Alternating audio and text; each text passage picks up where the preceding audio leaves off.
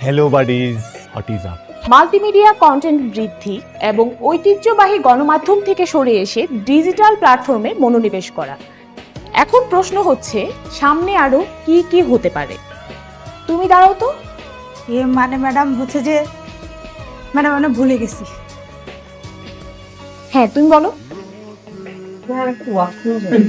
এই যে ছেলেটা হাত তুলেছে, হ্যাঁ তুমি বলো। আপনি যে আমাকে প্রশ্নটা করেছেন সেটা আমি এপ্রিশিয়েট করছি, আর আপনি যে আমাকে এপ্রিশিয়েট করে প্রশ্নটা করেছেন সেটাও আমি এপ্রিশিয়েট করছি, আর আপনি যে আমাকে এপ্রিশিয়েট করেছেন আমি যে আপনাকে এপ্রিশিয়েট করেছি, এই জিনিসটা আশা করি আমাদের পুরো ক্লাস এপ্রিশিয়েট করবে।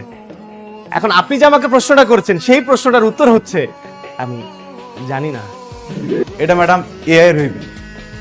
শেখো, ওর থেকে কিছু শেখো। নাম কি তোমার? Madam my name was MC junior. Madam what was your name? Rubaba. Okay. No, Rubaba. কখন যে আমরাও সিনিয়র করে আডারে পড়ে যায় তার কোনো ঠিক ঠিকানা আছে? আমরা একটা মুরগি ধরা র্যাগিং দিয়া দিব না, পরে দেখবি সিনিয়ররা আমার করে র্যাগ দেওয়ার কথা চিন্তাই করবো না। রেক যে দিবি মুরগি পাবি কই? মুরগি যেটার কপালে জবাই আছে সেই মুরগি দেখবি নিজেই এসে পটির উপরে পড়ছে। হ্যালো বাডিজ, মেঘ না সাইতে বৃষ্টি। Buddies forever. আমাকে পার্টিস হইতে গেলে তো আবার টাস্ক কমপ্লিট করা লাগবে। তুমি ওই মেয়েটার কাছে যাবা, কি আর মেয়েটা প্রপোজ করো। I love you.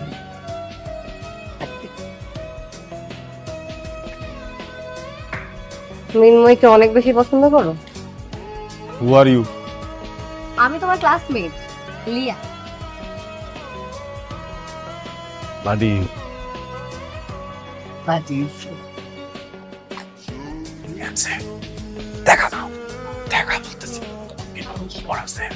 মিস পিছন দিয়ে অনেক ডিস্টার্ব করতেছে কিন্তু। ম্যাম ম্যাম সরি ম্যাম, দাও। আঁকব না।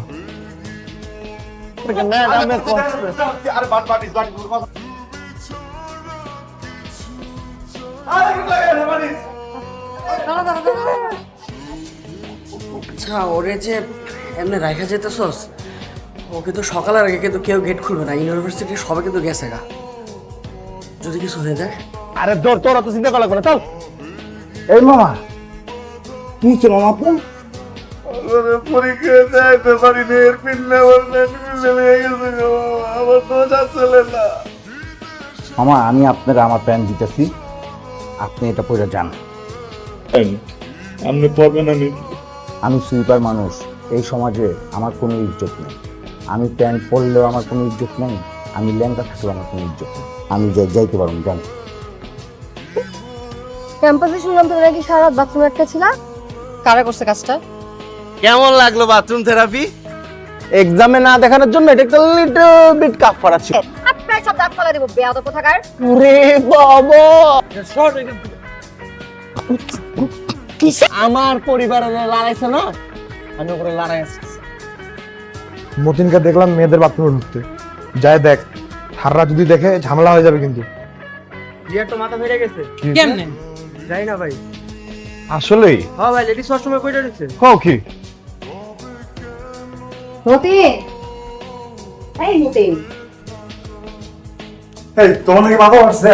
কি হ্যাঁ লিয়া আর মতিন নাকি গার্লস ওয়াশরুমে গিয়ে নোংরা কাজ, স্যার আমি মুখ দিয়ে বলতে পারতেছি না। আমি এমন ব্যবস্থা করব যে তোমরা কোনো জায়গায় যেন ভর্তি হতে না পারো। দান দান দান দান দান। কত হয়েছে আমার?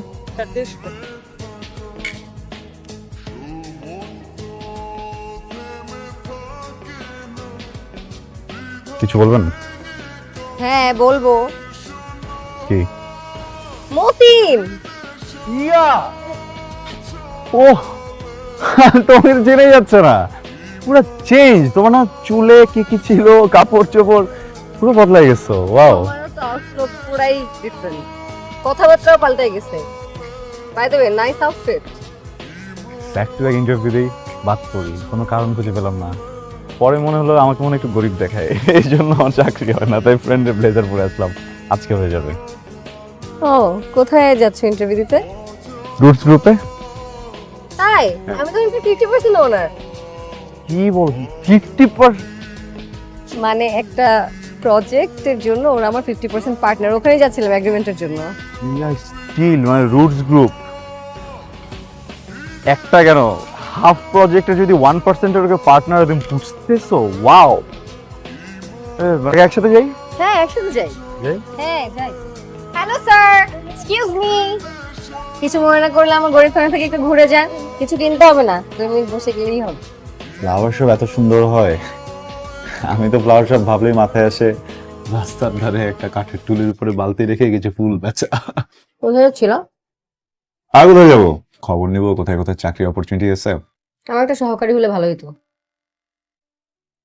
যদি তো আবার জব না হয়, জয়েন করবা, টাকা দেবো কিন্তু। তুমি যদি আমাকে এখন বলো এখানে সিকিউরিটি গার্ডের কাজ করতে হবে আর তোমার এখানে ক্লিনারের কাজ করতে হবে, আই এম রেডি। যদি ক্লিনারের কাজ করতে হয় I am ready, because I need a job and I need money. কি ধরনের ইনভেস্টমেন্ট প্রপোজ করছেন স্যার? সব ধরনের। আমরা অ্যাপ্রিশিয়েট করি আপনাদের আইডিয়াকে, আপনাদের স্কিল অ্যাপ্রিশিয়েট করি, আপনাদের স্ট্র্যাটেজি অ্যাপ্রিশিয়েট করি।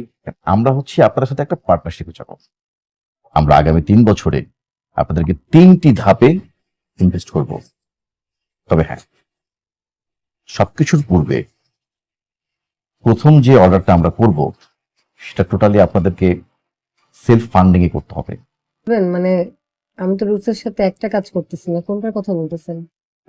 শুনছি ওরা নাকি উপর থেকে নিচ পর্যন্ত পুরোটা ফুলের বাগান বানায় ফেলাইবো। আমার সব আমি জানি না, আমার বাড়িওয়ালা জানে।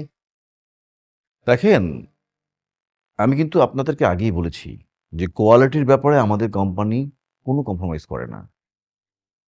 ইনফ্যাক্ট আমাদের এগ্রিমেন্ট ক্লোজে খুব স্পষ্টভাবে লেখা ছিল বিষয়টা। আপনারা বোধহয় পেপারটা ভালোভাবে না পড়েই সাইন করে দিয়েছেন। আর এই ধরনের বিষয়গুলো আমাদের বস একেবারেই অ্যালাউ করে না। দেখেন, আপনার সাথে কথা বলার কোনো ইচ্ছা নাই। আপনি আপনার বসকে ডাকেন, আপনার বসের সাথে সরাসরি কথা বলুন। মানে আপনাদের বস আপনার বসকে ডাকবেন, আপনার বসের সাথে কথা বলবো।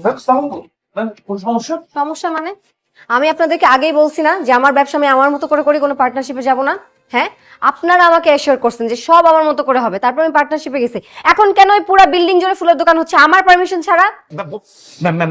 Please ma'am.